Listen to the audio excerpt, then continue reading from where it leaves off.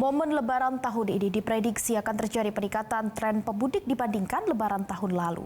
Diprediksi sekitar 190 juta orang akan melaksanakan mudik Lebaran.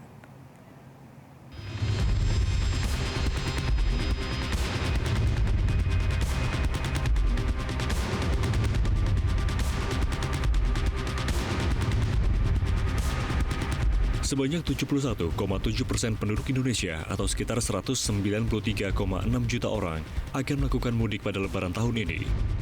Angka ini lebih tinggi jika dibandingkan Lebaran tahun 2023, di mana jumlah pemudik hanya 45,8% atau 123,8 juta orang.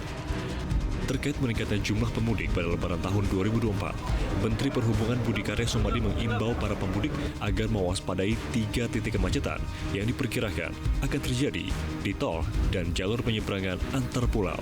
Kemungkinan kemacetan itu ada di tiga tempat ya. Satu itu adalah di Cipali karena memang ada ruas yang lebih kecil. Nanti Pak Kakor Lantas menjelaskan lebih detail.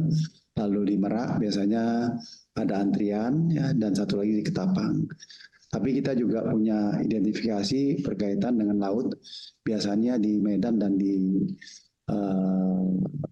Batam dan juga Samarinda dan Sulawesi Selatan.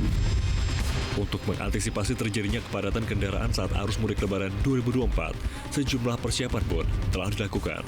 Salah satunya adalah mengadakan rapat koordinasi lintas sektoral dalam mempersiapkan operasi ketupat 2024 bersama stakeholders terkait, diantaranya Kemenko PMK, Kemenhub, Kemendak, TNI, Kemenak, BMKG, dan sejumlah stakeholders lainnya.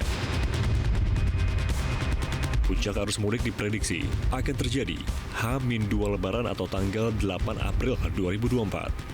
Diprediksi sebanyak 26,6 juta orang akan melaksanakan mudik pada tanggal tersebut. Tim Liputan Metro TV. Jelajahi cara baru mendapatkan informasi. Download Metro TV Extend sekarang.